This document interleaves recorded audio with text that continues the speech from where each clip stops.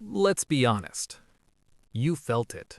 That low-frequency hum of anxiety that sits in the back of your mind, no matter how many things you check off your to-do list. In the United States, we are the most prosperous, medicated, and comfortable generation to ever walk the earth. We have climate-controlled rooms, groceries delivered to our doors, and the world's entertainment in our pockets. By every metric of 19th century standards, we are living in a utopia. So why does it feel like we're drowning? Why does the American dream feel more like a repetitive, high-definition simulation where you're just a background character? The truth is, we haven't gained freedom. We've just traded a dangerous world for a sterile one.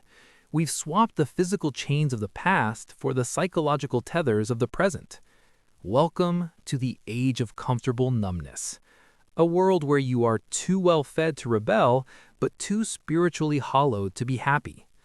We like to think of ourselves as rugged individuals. It's part of our cultural DNA. But look at your day. You wake up to a curated feed designed by an algorithm to spike your cortisol before you even brushed your teeth.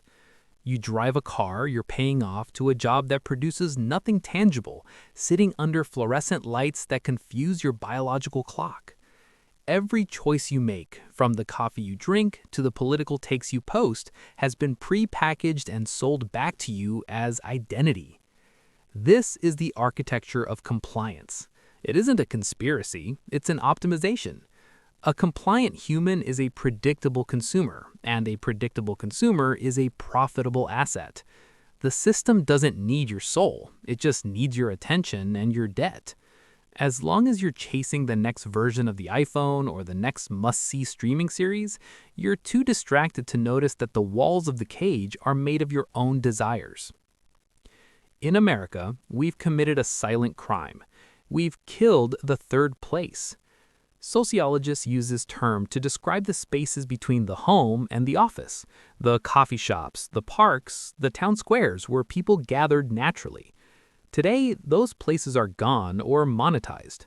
Our town squares are now digital forums owned by billionaires. Our neighborhoods are collections of fortresses where we recognize the delivery driver's face more than the person living next door. This isn't just modern living, it's an evolutionary mismatch. We are a tribal species, forced into a life of extreme individualism. We were designed to look at faces, not pixels. We were designed for community support, not self-help apps. The loneliness epidemic isn't a medical mystery. It's the natural result of living in an environment that treats human connection as an inefficiency. When you remove the tribe, the individual crumbles under the weight of existence. And when the individual crumbles, they buy more, they consume more, they medicate more. We've moved past the era of physical colonialism. Now the battle is for your headspace. Silicon Valley has turned your brain into a resource to be mined. They've mapped your dopamine pathways better than you've mapped your own backyard.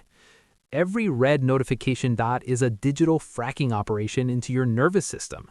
It draws out your focus, your time, and your emotional stability, leaving behind the wasteland of brain fog. We used to worry about Big Brother watching us, but Big Brother doesn't need to watch us anymore. He's the one providing the platform for us to watch ourselves. Your attention is being harvested to build empires you will never inhabit. Every minute you spend doom scrolling is a minute you're not building a skill, a family, or a life.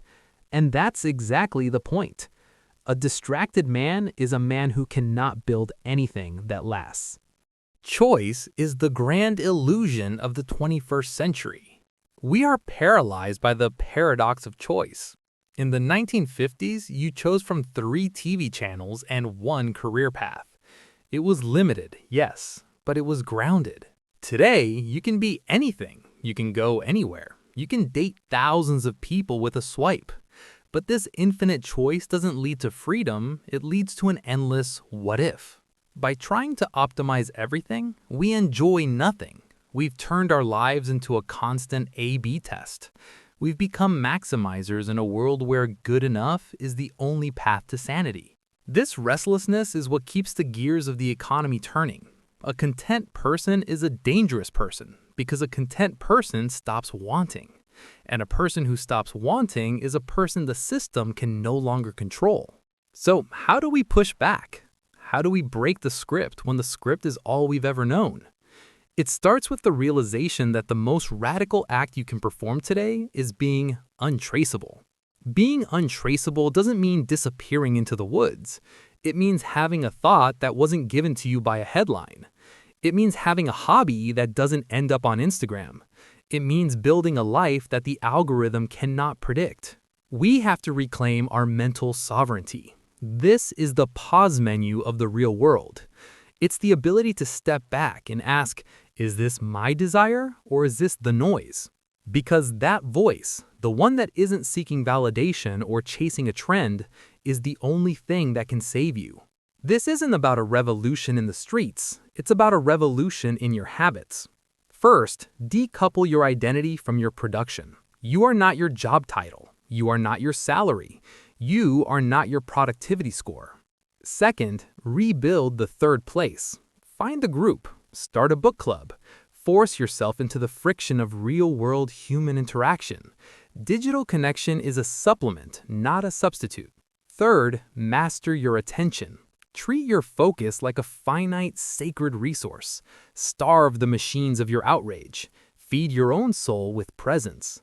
There is a quiet power in being a dissident in the modern world. A dissident is someone who sees the trap but refuses to let it define their happiness. They are the ones who can leave their phone at home for a walk. They are the ones who can disagree without hating. They are the ones who find joy in the unoptimized moments of life. The system is loud, but the truth is quiet. The system is fast, but life is meant to be slow. The American dream was never meant to be a race to the top of a pile of plastic. It was meant to be the freedom to find your own meaning. We've forgotten that. It's time to remember. This video is coming to an end. The temptation will be to immediately click on the next video to keep the wheels turning. I'm asking you not to. Close this tab. Put your phone face down. Look at the room you're in. Feel the air. Listen to the sounds of the real world. The simulation only exists as long as you look at it. You aren't behind in life. You aren't failing. You've just been reading someone else's script. It's time to put it down. It's time to hit the pause menu. And finally, for the first time in a long time, start your own game. Welcome back. We'll see you out there. Stay human. Stay free.